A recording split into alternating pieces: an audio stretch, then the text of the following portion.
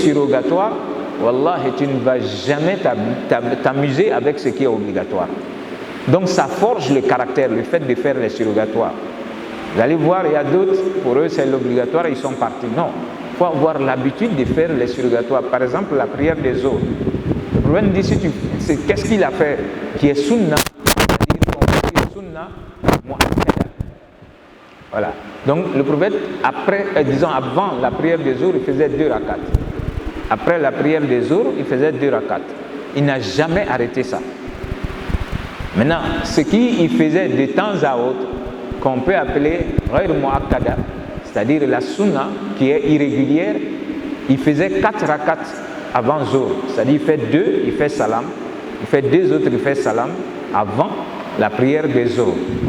Après la prière des Zohr, il fait la même chose. 2, il fait salam, 2 autres, il fait salam. Et quand tu regardes, c'est comme 4 avant Zohr et 4 après Zohr. Et il va dire le pourquoi. Il va dire celui qui aura l'habitude de faire 4 rakats avant Zohr et 4 rakats après Zohr, Dieu immunise ton corps contre l'enfer. Subhanallah. Voilà. Dieu, il fait que ton corps ne va plus en enfer. Mais ce n'est pas obligatoire. Après Zohr, quand on a fait salam, tu peux sortir de la mosquée et partir pour tes activités. Mais celui qui va s'habituer à faire 4 avant Zohr, 4 après Zohr, le jour de la résurrection, vous n'aurez pas le même paradis. On est tous à Abidjan ici, on n'est pas dans le même quartier. Voilà, le paradis aussi sera comme ça. Il y a d'autres qui vont dire que ouais, j'ai qu'à entrer même si j'ai eu la cuisine. Wallah, le prophète dit si tu as eu comme dunya, l'étendue de la terre, celui qui a eu ça le jour de la résurrection pour son paradis, toi tu n'as rien eu. Subhanallah. Et Dieu le dit dans le Coran.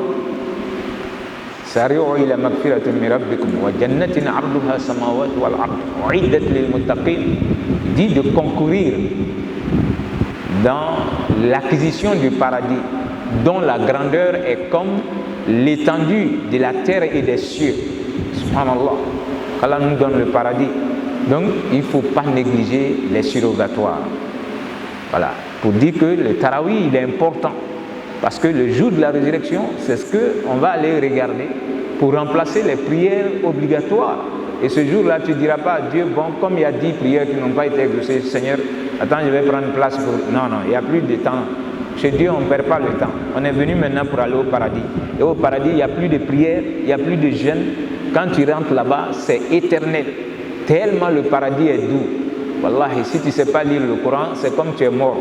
Quand tu lis le Coran et tu vois comment Dieu il prépare ce paradis-là pour nous, tu vas beaucoup prier ici. Parce que tu seras dans une vie où il n'y a plus de mort. On rentre à 33 ans, il n'y a plus de mort. Dieu va faire que la mort même sera tuée devant nous pour dire que là-bas, là, si tu rentres, tu auras l'agrément de Dieu. Radiallahu anhum. Dieu va dire, je vous ai donné le paradis, jouissez. Le prophète va dire dans un hadith, on va jouir du paradis, et puis à un moment donné, Dieu va dire, bon, tamzat, c'est-à-dire prenez, c'est comme mi-temps, venez ici, on va faire venir le fils d'Adam. Je vous ai promis, est-ce que vous avez vu le paradis? Les gens vont dire oui, on a vu le paradis, Seigneur. Comment vous l'avez trouvé? Ils vont dire, oh, Seigneur, il y a des choses ici dont on ne pouvait pas imaginer dans notre vie de dunya. L'esprit ne pouvait pas avoir ça. Donc Dieu va dire, est-ce que vous pensez qu'il y a mieux que le paradis? Et l'être humain sera étonné. On dit non, Dieu, il ne peut rien avoir de mieux que le paradis.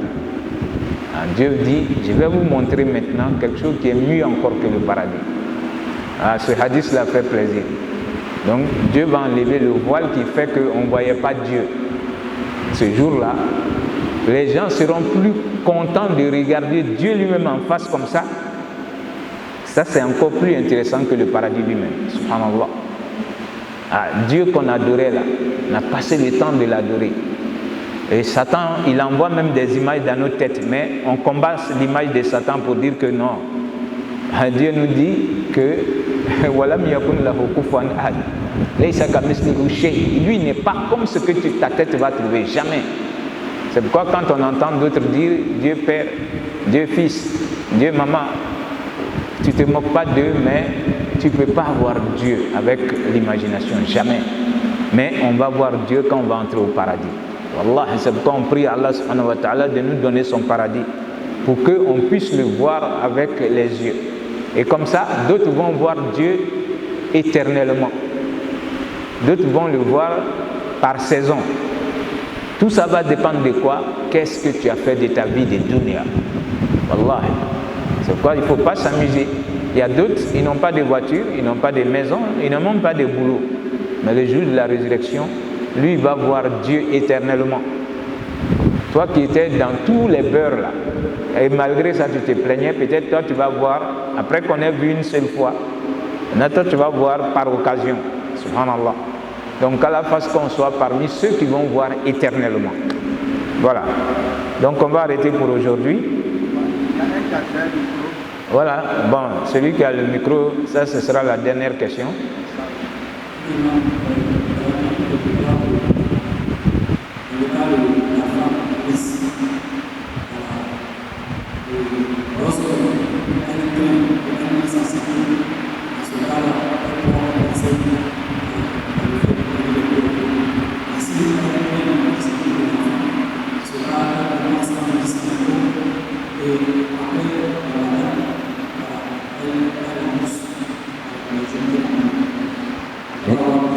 Oui, je suis revenu dessus déjà. Je reviens encore pour dire, ça ce sont des divergences de vues par rapport aux ulémas, même les disciples du prophète. Je dis, le premier point de vue est que ce soit la crainte pour elle-même ou pour l'enfant, et ils disent que dans le Coran, c'est Ibn Abbas, le prophète a prié pour ce dernier qui était son cousin, et il était le meilleur des exégèses après le prophète lui-même.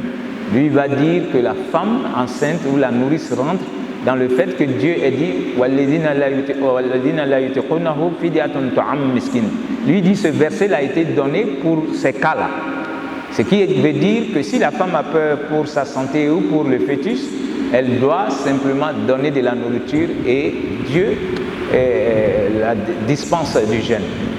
Maintenant, d'autres vont dire, comme ce que tu expliques, elle va d'abord donner de la nourriture, le moud, 1 kilo environ, et puis après, quand elle sera en mesure maintenant de jeûner, qu'elle n'est qu'à...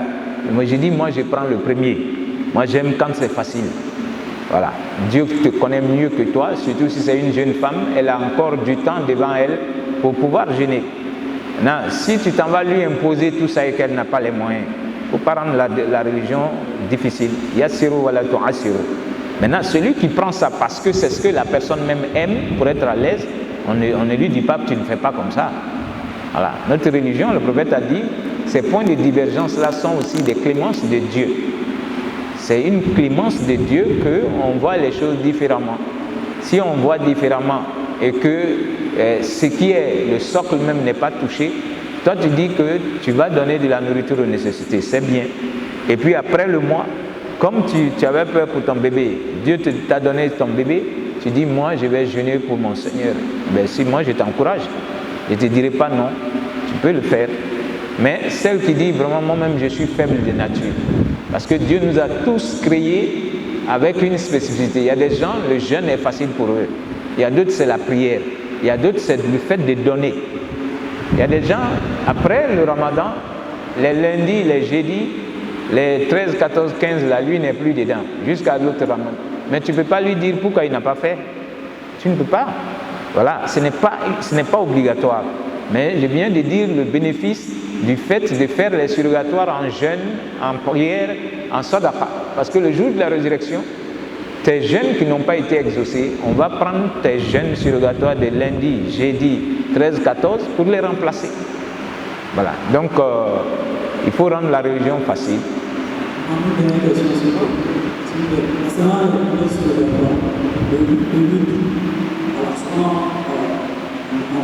Le permis de regarder le mythe aux dernières heures de la nuit, en 3 heures 4 heures. Donc celui qui a regardé le mythe, il va faire en 3 heures 4 heures, mais il se réveille alors qu'il est l'heure de souffle. En ce cas, qu'est-ce qu'il fait? C'est fini, c'est une prière surrogatoire. Donc ce qui est obligatoire, c'est ce que Dieu va te demander. Donc tu te focuses maintenant sur ta prière de Fajr que tu dois faire qui est obligatoire. Maintenant, le lendemain, Est-ce que tu peux augmenter ce que toi tu as l'habitude de faire? C'est ce qui est recommandé. Si toi tu as l'habitude de faire 3, alors tu dis je vais faire ça à 4h30. Le temps de te réveiller, il est 5h30 déjà. On doit faire la prière de l'aube. Donc tu fais ta prière de subh. Maintenant, dans cette journée-là, quand on sera encore au soir, au lieu que tu fasses seulement 3, eh bien, ce jour-là tu vas faire 7. Il faut que ce soit impair. Tu ne viens pas faire 6, non, tu fais 7 avec l'esprit de compenser ce qui est passé. Alors, d'autres vont te dire parmi les éléments, quand c'est surrogatoire, une fois c'est passé parce que Dieu n'a pas rendu ça obligatoire. Il ne faut pas que toi-même tu en fasses un problème pour toi. C'est surrogatoire, si tu as pu faire, c'est méritoire.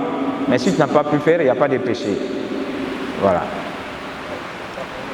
سبحانك اللهم وبحمدك نشهد أن لا إله إلا أنت نستغفرك ونتوب إليك سبحان ربك رب العزة عما يصفون والسلام على المرسلين والحمد لله رب العالمين